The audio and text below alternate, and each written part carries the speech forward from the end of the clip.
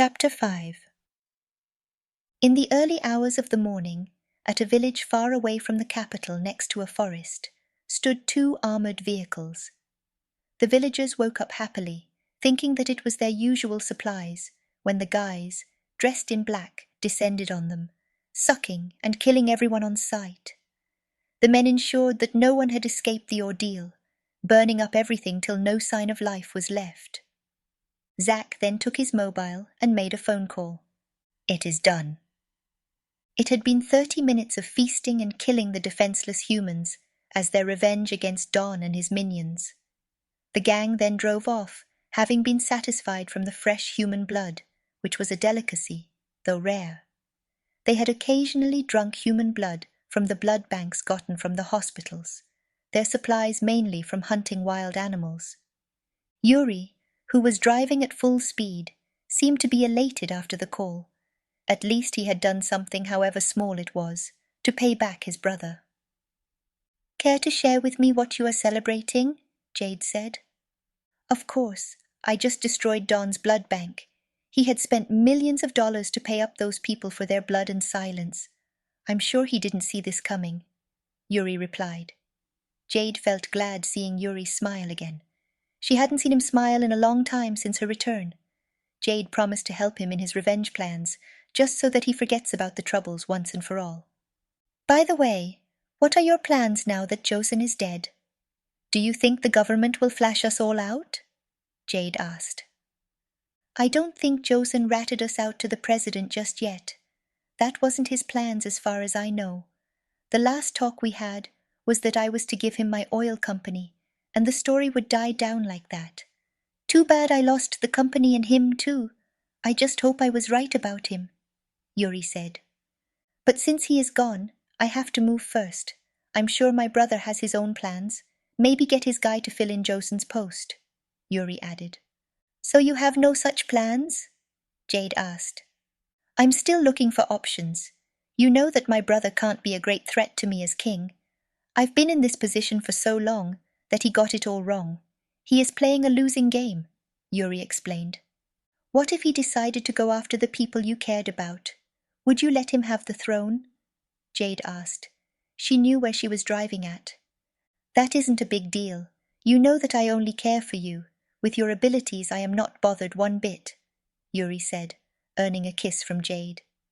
However, his mind immediately went back to Rhila. He remembered that day he was at their house, and how much she had intrigued him. Though she was young and just a human, she had made his blood boil hot with passion. Especially her hazel eyes, they could see through his soul. He remembered how much she loved her father, and how close the two were. Remembering that he was the cause of her father's death, and the fact that he was attracted to her, he swore in his heart to protect her. Yuri and Jade remained quiet as they drove through the dense forest. It was only a few hours to the break of dawn, and 2 hours to their destination. Back at Glade, Don and his men got into the van and drove off. They had to celebrate ruining Yuri's major financial source. Fresh human blood would be the best for such an occasion. They were already salivating, anticipating a huge banquet. Few miles away from the lake shore, at a seemingly abandoned building, Yuri and Jade stealthily made their way into the heavily guarded warehouse. Several humans had been on guard at the warehouse. For Yuri and Jade, it was a feast laid before them. They went on their killing spree, sucking dry the humans and slitting the throats of vampires using the silver blade they carried with them. Inside the warehouse, Yuri made his way in and found a company of 6 men playing chess. They had been waiting for the next shipment that would be arriving in a few minutes. "Care if I joined you here?" Yuri asked. "Your Majesty, what are you doing here?" Rex asked. "Can't I visit my subjects while on duty?" Yuri replied. "With all due respect, sir, this property belongs to your brother, and no one is allowed in here. You need to leave," Bosco said. He was a gigantic man with a dangerous appearance. His sight alone could send intruders shivering. "Do I look like I'm here to have fun? Give me the keys to the safe," Yuri said, his voice beginning to sound terrifying. The muscles on his forehead were beginning to pop out, and they could already see that the beast was about to awaken. "You can't order us here, Yuri. This isn't your territory," Bosco replied. "I guess I'll have no choice but to slit your throat," Yuri said, and the guys made ready their weapons. Rex, on the other hand, already had a bad feeling about this. He knew better than to cross the beast. He took the key from Bosco's waist and threw it at him. The next second, 5 guys were lying on the floor, their necks slit open. Rex watched in horror. Maybe his day finally arrived. "I'm letting you go, but as my informant, try crossing me and I'll serve your head on a plate," Yuri warned.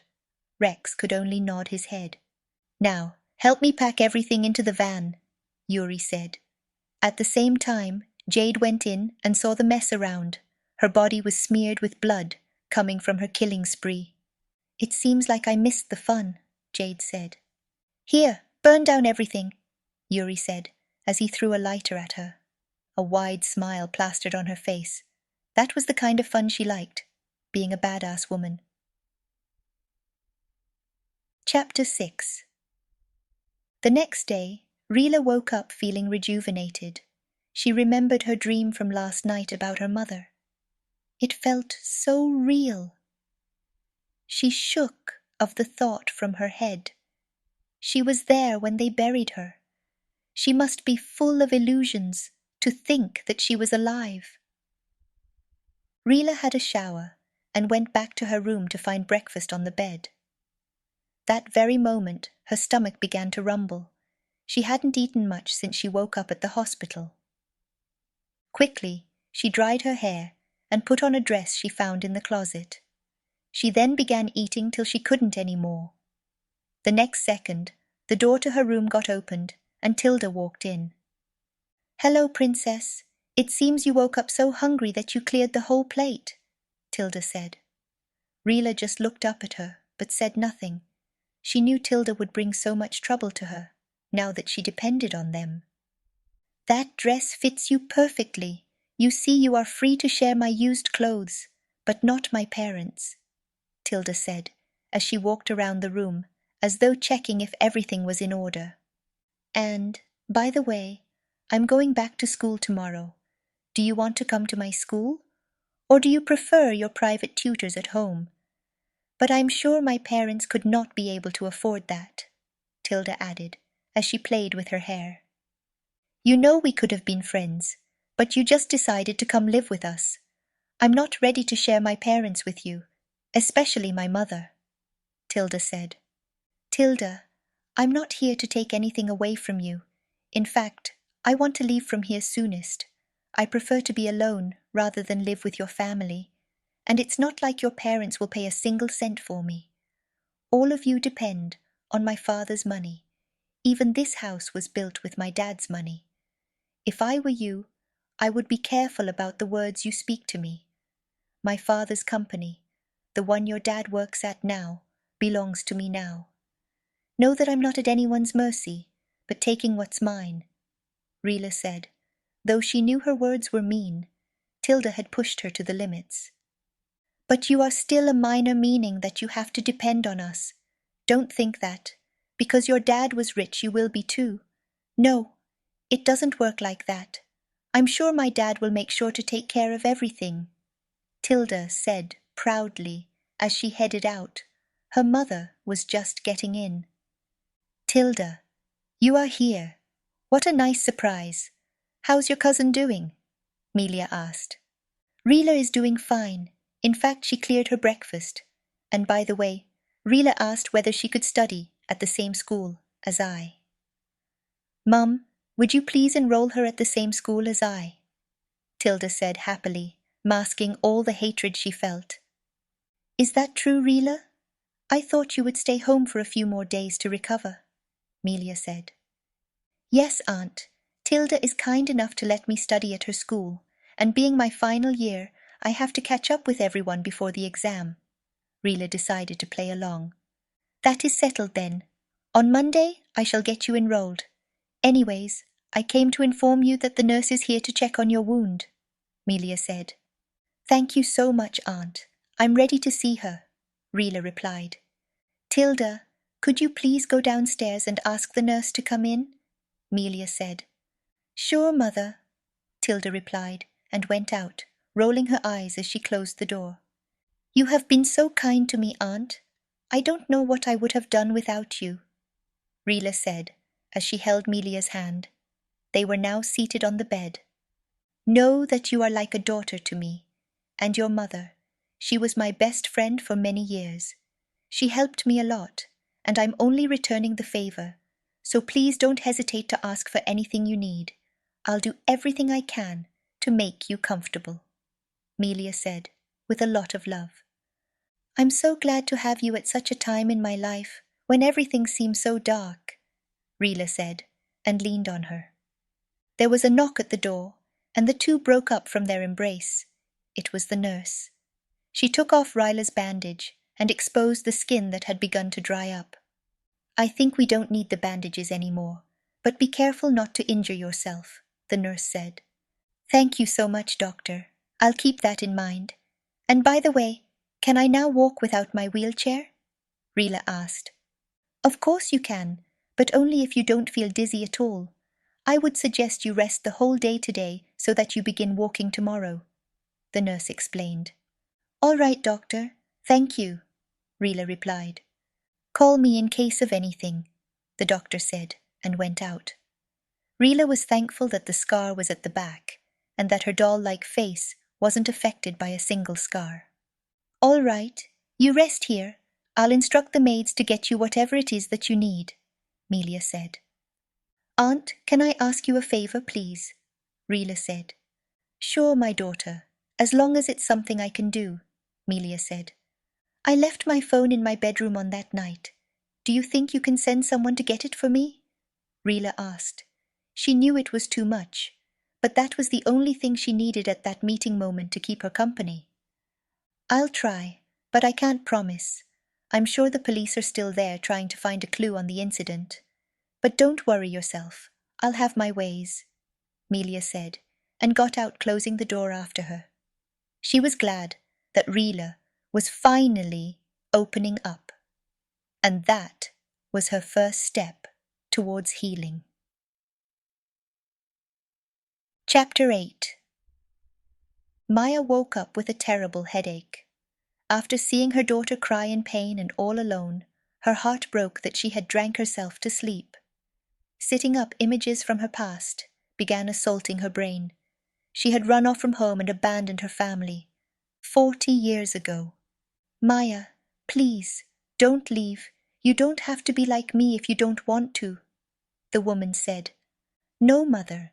As long as I'm here, I would be forced to do all these things that I hate with my being. Mother, please, don't make this any difficult for me, Maya said, as she picked up her bag. I only have you, my daughter. Please don't do this to me, Terry said. But you have your people, Mother. You are their queen. My leaving won't change a thing. Besides, you have your sister and niece. They will be there with you, Mother, Maya said, and went out. Her mother followed after her till they arrived at the lake shore. Maya climbed on the boat without looking back. That had been a part of her life she wanted buried deep within the ocean. This is your destiny, my daughter. At the end, you will still go back here, Terry whispered as she turned back, dejected after her only daughter rejected her. Back to the present. Mother, please forgive me for all that I did. I guess I'm being repaid for all the hurtful things I did to you, Maya said to herself as she took pills from the bedside drawer. Life was getting difficult with every passing day. What angered her was the fact that she had to stay hidden after someone had attempted to kill her. She hadn't even shown herself to her husband. Even in his death, she could only watch from a distance. Maya cursed out loud, wishing she had the power to turn things around and to never be at anyone's mercy. She wanted to be free. It was evening when Yuri and Jade arrived at their destination have driven for non-stop 10 hours. The trucks came to a stop in front of a huge gate after driving through the vast forest. The signpost warning against any trespassers was right ahead of them. "Yuri, what are we doing here? You know very well that the wolves and the vampires don't get along, especially after the fight that occurred between us," Jade said.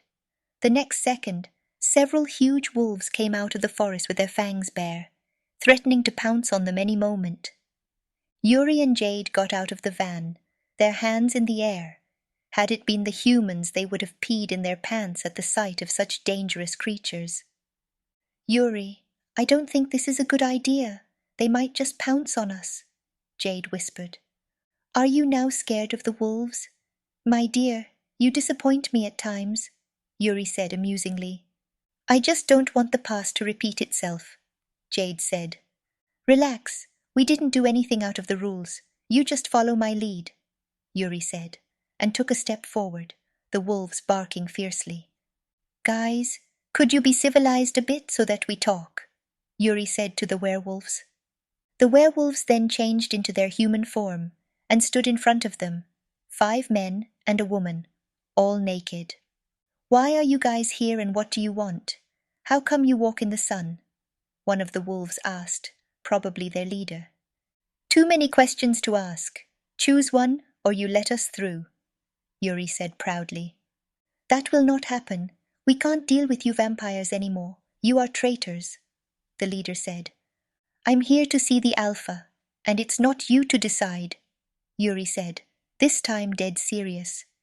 "You can check the trucks and tell me whether to return or whether you would want to be slaughtered by your Alpha," Yuri added. The female one then moved forward as she checked all the 5 trucks.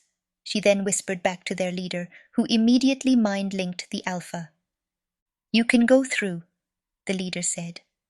"Next time, find yourselves clothes to wear. Your naked butts aren't so pleasing to the eye," Yuri said, and got inside the car.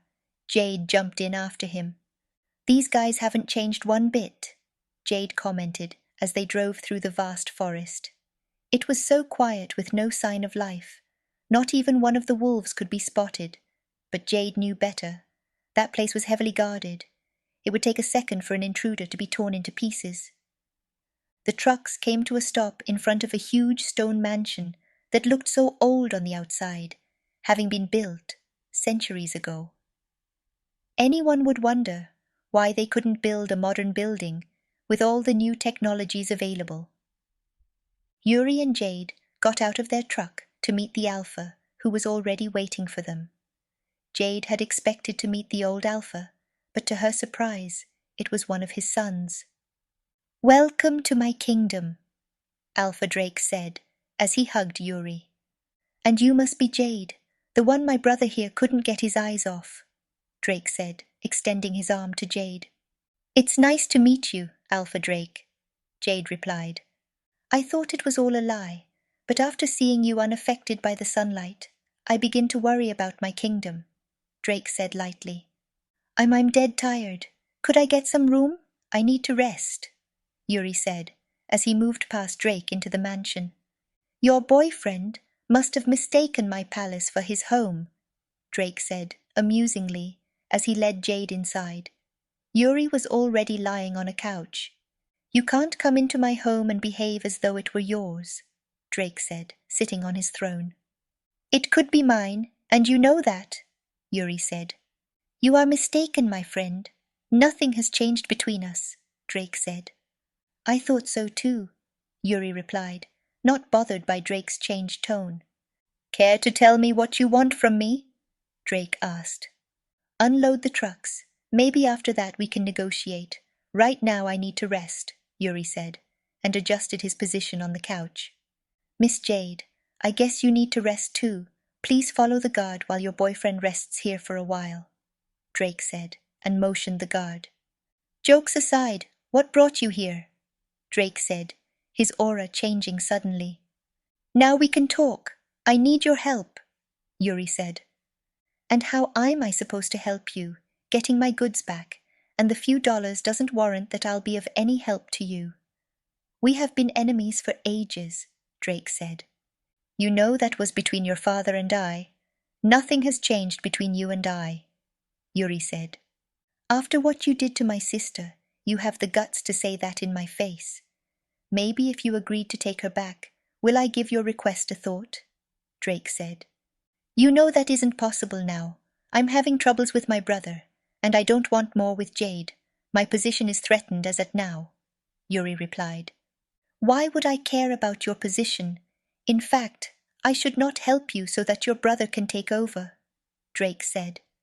You know that my brother can't be trusted, and I'm the king for goodness sake, Yuri replied. Right, what do you want? Drake asked. Your support behind the next president. Only through them can we keep living undisturbed. My man got killed, and he might have spoken to the current president. Your clan and mine are endangered as we speak. I'm only looking out for the both of us, Yuri explained. I'll think about it, not because of you, but my sister, Drake replied. Why don't you get yourself a Luna and know how love works? Yuri said. Look who is talking. How long have you had Jade? You never made her your queen yet. Are you waiting for someone special? Drake said. Chapter 9. Back at Arizona Town, it was Rhila's first day at Merisho School. Melia had accompanied her to school to speak with the principal. It had been on a short notice, but they hoped for the best. While waiting by the principal's office, several students watched at the newcomer, already known by everyone. Coupled with Tilda's gossip, they already knew that Rhila hadn't attended any school since her childhood, only having private tutors at home. It would be fun, even just for a few months, seeing how she adapted to school life. Rhila watched in silence at everyone bluntly staring at her, but this must be the normal school routine for any new student. The principal arrived, and the two went in immediately after her. Madam, I'm sorry for the short notice, but I had nowhere to turn, Melia began after the introduction. I understand, only that it would be difficult to have her enrolled for the exams when she hasn't been studying here, the principal said. With all due respect, madam, I'm sure that I'm well qualified to be a final student. It's been only 2 weeks that I've been away from studies due to what happened to my family, but I can assure you that I'm a good student, and I'll be able to compete favorably with the other students. Rhila defended herself. Wow, I like you already. With that said, I can't deny you a chance here. But you have to do an exam. If you pass, then you shall begin your classes tomorrow with the rest, the principal said. Thank you so much, madam, for this opportunity. I promise I won't let you down, Rhila said respectfully. All right, the teacher will show you where to take your exam, the principal said, and made a phone call. A male teacher walked in and led her to her room. I'll go ahead. The driver will wait for you to take you home. I just have a few errands to run, Melia said to her while walking through the corridors. All right, Aunt. Thank you so much for this, Rhila said, and she went inside the room. As she waited for her exam, she became thankful that she found something worthwhile that would keep her mind off her painful life. Rhila promised to work hard so that she succeeds her father and take over all his businesses. It was a good thing he always tagged her along when going to their companies. The other students constantly glanced at her, seated lost in thought, others teasing her, while others looked at her out of curiosity. Rhila was done with her exam and was waiting for the results when Tilda and a group of girls went over to the bench she sat at. Hello, cousin. You seem so lonely. Why don't you have my friends to give you company? You already want everything I have. I guess you can have my friends too. What do you say, girls? Tilda asked, amused. It's perfect. At least we'll be in the company of an ex-minister's daughter, one of the girls said. What do you say, dear cousin? You know my mother said that I should look after you and help you settle in, so here I am, Tilda added. Thanks, Tilda, but I can take care of myself, Rhila replied, not bothered by Tilda's group of friends. She was already aware of such people in school. All right, cousin. See you at home. If you need me, I'll be here for you, Tilda said, and moved out, followed by her friends after they had seen the teacher go in. Your results are here, and I must say that you did more than we expected. Here is your admission letter, the teacher said, handing over her results and the letter. She had scored everything on it. Rhila smiled for the first time in 2 weeks. At least she will have a life now. At Glade, Don was fuming mad. He had returned from his secret village that had been plundered by Yuri. Worst of all, he had to destroy his only source of income and confiscate his goods. He was so furious that even his men dared not approach him. He sat in front of Yuri's mansion, waiting for him, but it had been hours, yet no sign of him. Rex, are you sure you heard him say that they would store up everything in Arizona? Don asked. Yes, boss. That was what I overheard when they were loading the trucks, Rex said. That son of a bitch would get it from me. I won't let this slide. He will pay back every single cent I lost, Don resolved as he went into his mansion. Everyone stayed back, no one daring to go after him. Those two brothers were like demons. When anyone crossed their paths, they could only wonder what would happen when the two demons met. On the other hand, Yuri had decided to spend some time away from his kingdom, from the continuous fight between him and his brother. At this rate, they might just kill each other. Chapter 10. It was Rhila's first day at school. She had woken up early, though she hadn't been used to this. She had made a resolution on the day that her dad got murdered, and that was to do her very best and complete her studies. Only then could she embark on her revenge against those who killed her father. She won't allow anyone to use anything against her. She had to complete her studies. She quickly picked up her bag and went out of her room. She dared not be late, as she would be using her cousin's car to school. Descending the stairs, she was met with the image of a happy family breakfast. A flash of pain crossed her eyes, but she recovered immediately when she noticed Melia glancing her way. Rhila dear, come join us, Melia said, as a welcoming smile plastered on her face. Rhila made her way downstairs as the memories of her family breakfast time went through her brain. Those memories she had always held dear to her heart, her mother and dad completing for her to have a bit of their bacon. They had showed her, with much love and attention, that she would never experience all her life. Rhila hoped that the two were happy together in heaven and were constantly watching over her. A tear escaped from her eyes, which she immediately wiped away before anyone could spot it. She took her place at the table next to Tilda. George and Melia sat at the opposite side of the table facing each other.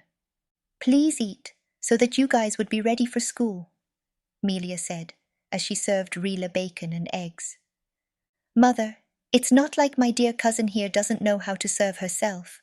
Plus she definitely woke up early, and she can't be late for school, especially when I'm giving her a ride in my new car, Tilda said proudly. Don't be mean, Tilda. You need to help others at times. And what new car are you talking about? George, don't tell me you bought Tilda a new car, Melia said. I can't possibly do that when I just bought her a car the last month, George replied. That reminds me, Rhila. I had your car brought from your house. You can use it while going to school, Melia said. What? Don't tell me that brand new Lamborghini is Rhila's car, Tilda exclaimed. I can see. You had mistaken it for yours. I'm sorry, darling, but you will have to work hard and get that for yourself. Your dad and I already did our best to buy you a car, Melia said. But that's not fair, Mum. How do you expect me to ride on that old and cheap car while Rhila here is having the most expensive car? Tilda said, dropping her fork. Don't be dramatic, Tilda. At least she won't have to share your car which you had refused her to use. And Rhila, I hope that would be okay for you, Melia said. Of course, Aunt. I didn't expect this. Thank you so much, Rhila replied. She was glad that Melia had thought about her and prevented a disaster from occurring between her and Tilda. I'll go ahead now. "Thank you so much for breakfast," Rhila said, getting up from the table. She couldn't wait to get a test drive for her car she had missed. That had been the last gift from her dad. She would cherish it as long as she could. "Rhila, remember this is your house too, and be free to do whatever you please. I hope you have a wonderful first day at school," Melia said. After Rhila, who had grabbed the car keys from her hands, Melia could see the excitement in her face and was glad to have been able to put a smile on her face. "I'm going too, Mother. Have a good day," Tilda said, and hurriedly planted kisses on both her father and mother. "I just wish that those two get along some day," Melia said after Tilda left. "Hope you won't turn against me when the time comes. Within a month, everything shall be under our name," George said. "I thought we decided to let go of it, at least till Rhila reaches the age of 18, and we are sure that she wants nothing to do with her father's companies," Melia said, wiping her mouth with a white towel. "What will happen when she suddenly takes over everything? I won't allow myself to be at the mercy of that little kid. Her father had done enough to us," George replied, getting up from his seat. "Did you forget that everything we have is because of Josen, whom you loathed so much? Had it not been for him, we could be beggars on the streets. We can't pay him back by taking everything away from her daughter," Melia said, rushing after George, who was now on the stairs up. "I didn't ask for your opinion, Melia. Let me do everything according to my plans. Within a month I'll own everything. Just you wait and see," George said, as he disappeared into his room. Melia cursed loudly, but she swore in her heart to never let him take away anything from her. Rhila had nothing left except what her father left her with. She would not allow her to lose everything. Back at the Howlers, Jade had just come from taking a nap when she met Yuri getting out of Drake's office. It seemed as though he hadn't slept that much as dark circles appeared on his eyes. "Dear, can't we finish everything here and go back? I really don't like it here," Jade started. "Not now, Jade. Remember, you could have decided to remain back home, but it was your idea to follow me, so please, let's not talk about this anymore. I'll stay here for as long as I could," Yuri replied. Though he didn't mean to be harsh with his words, he could not help it when he remembered the words they had talked about concerning his queen. By now, he should have someone to take over after him. He needed an heir. However, Jade hadn't been the one he envisioned to give him that beautiful family. Maybe he was still waiting for the right person. Chapter 11. Jade made her way out sulking. She hadn't liked the idea of staying back there one bit, not after the history she knew existed between Yuri and that woman. She needed a quiet place to organize her thoughts when she met the same person she had prayed would not be in existence anymore. "Wow, what a nice surprise to see you again," Mimi started. "Get out of my sight, Mimi. I didn't go here to see you," Jade replied. "And how's my mate doing? Does he talk about me often?" Mimi asked with a smirk on her face. "It seems you are disillusioned as before. What mate are you talking about?" Jade replied. "You very well know what I'm talking about, dear. Can't you see here? It's his mark. He marked me. He is mine," Mimi said, tilting her head, revealing her neck that had a bit mark. "You can also confirm this for yourself. He bears my mark too. Maybe that's why he hasn't made you his queen yet," Mimi said, and made to move away, when Jade grabbed her angrily by the hair and was about to hit her when a voice called out. "Mother, are you okay? What is happening between you two?" Xander asked. "I'm fine, son. Don't worry about me. It seems your aunt here got a little upset about something. Come say hi to her," Mimi said as she smiled, enjoying the look on Jade's face. Everyone could tell that Xander was Yuri's son. He was his copyright. "Hello, Auntie. Nice to meet you," Xander said as he extended his arm. "I'm not aunt of yours. Please, you two, get out of my sight," Jade said angrily. "Son, don't mind her. Could you please give us space we talk? I just need to clear up some things with her," Mimi said to her son as she patted his back and let him go. Xander was a fully grown man, 20 years to be precise. He had the same body as his father, that someone could actually think that they were twins. Did you know that Yuri and I had a kid, moreover the same time you are with him? I'm sorry, my dear, but it seems you have no idea. What a shame, to waste your time with someone who doesn't love you, Mimi said, as she moved away. And by the way, I can only let you enjoy my mate for just a few years. I'll come for him. Better still, he will be back for me and our son. Get that through your thick brain. Yuri will never be yours, Mimi said as she disappeared in a distance. At the same time, Yuri went out in search of fresh air. Though he was tired as a vampire, he could go many days without sleep, especially after he was well fed. He was met with the disappearing figure, which had seemed familiar. But he brushed off those thoughts immediately, not wanting to mess up everything. Jade, please forgive me. I know I was rude to you earlier. I wasn't in my right mind, especially after having a talk with Alpha Drake. You know how he is. Yuri apologized, as he went to hold Jade from behind, but she moved away before he could touch her. Not now, Yuri. Leave me alone. I bet you are having a wonderful time, just waiting to meet that woman, so that you can pick up from where you left, Jade said, with a frown all over her face. What are you talking about, Jade? In fact, that is what caused my anger before while talking to Drake. He had wanted for me to get married to her sister, but that is something I can't do. It's because I love you, Jade. I love no woman, but you.